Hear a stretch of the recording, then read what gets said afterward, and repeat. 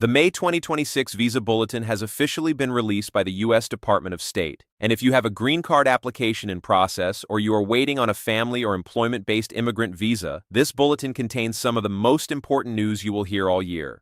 There are major shifts happening right now, including a significant change in how U.S. Citizenship and Immigration Services, or USCIS, is accepting certain employment-based filings. There are also meaningful advances in family categories, and a retrogression warning that every applicant needs to take seriously. In this video, we are going to break down 5 critical things you need to do right now based on what this bulletin tells us. If you are interested in this topic and liking this video, please stay tuned until end of the video. If you are liking this video, please hit the bell button, subscribe, and like it so that you may get updates straight to your smartphone. Now let's get into the video. Before we get into the 5 action steps, let's make sure everyone understands what the Visa Bulletin actually is, because this is often one of the biggest points of confusion for applicants. Every month, the U.S. Department of State releases the Visa Bulletin, which essentially tells you where your place in line is for a green card. The United States only issues a limited number of immigrant visas each year, and those visas are distributed across different categories. Your priority date, which is generally the date your immigration petition was filed, determines whether you are eligible to move forward in a given month.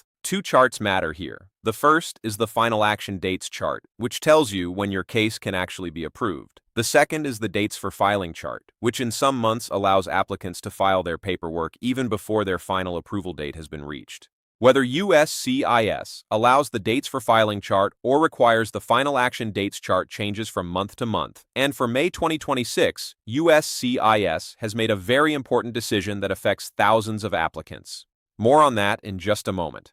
Now let's get into the 5 critical things every applicant needs to do based on the May 2026 Visa Bulletin.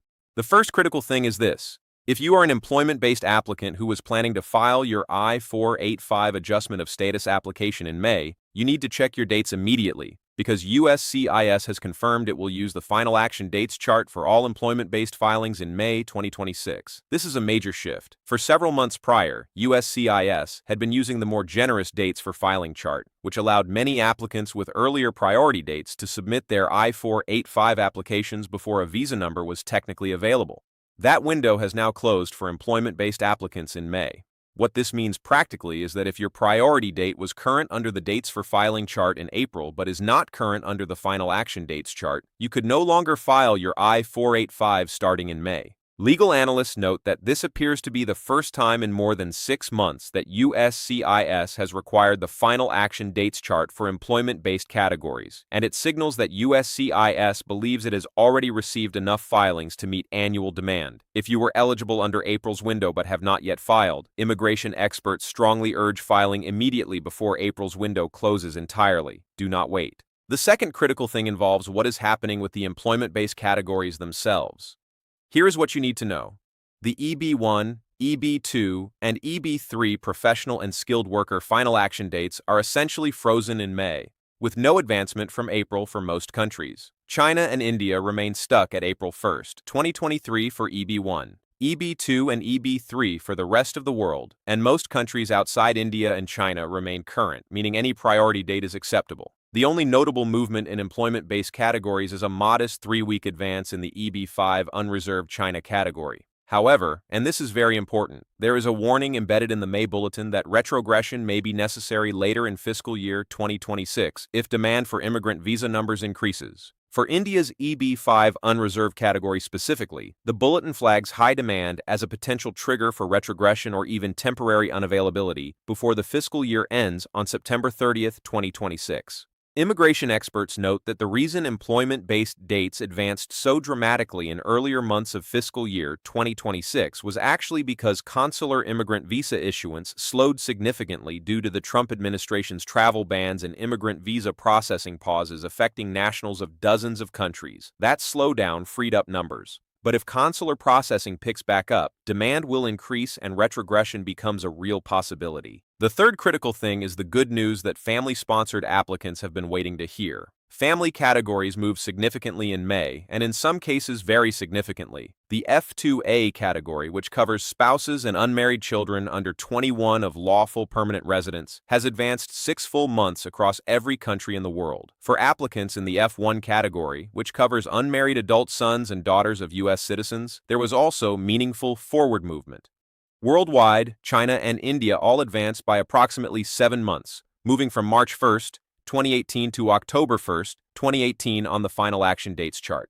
F1 Mexico advanced by about 6 months as well. The F4 category, which covers brothers and sisters of adult U.S. citizens, saw an advance of over 5 months for Philippines and about 3 months for worldwide and China applicants. This is genuinely positive news for family-based applicants who have been waiting years for their priority dates to become current. No family category retrogressed in May, making this one of the more favorable months in recent memory for family immigration. The fourth critical thing relates directly to the F2A category and permanent residents in particular. If you are a lawful permanent resident with a spouse or child who has an approved I-130 petition or petition for alien relative, and their F2A priority date is now current under the May final action dates chart, this is your moment to move forward. USCIS continues to honor the dates for filing chart for family-sponsored categories, which means F2A applicants may still be able to file the I-485 adjustment of status application even before final approval under some circumstances. Immigration attorneys are pointing out that this is one of the more significant practical differences between what USCIS is doing for employment-based cases versus family-based cases this month. Family-sponsored applicants still have access to the filing date chart, while employment-based applicants do not.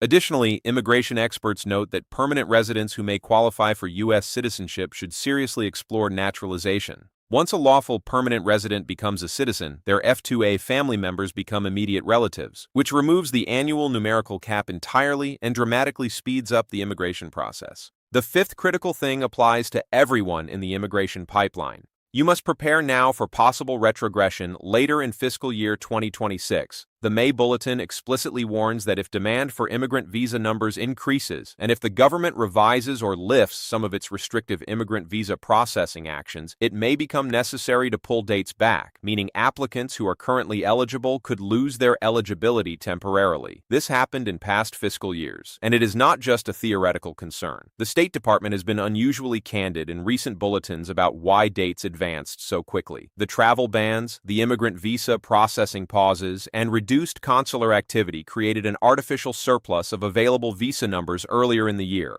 As those conditions change, the surplus shrinks. Advocacy groups warn that applicants should not assume current date movements will continue and should act quickly if they are already eligible. If you have all your documents ready and your priority date is current today, the message from every immigration expert is the same: file now, not later.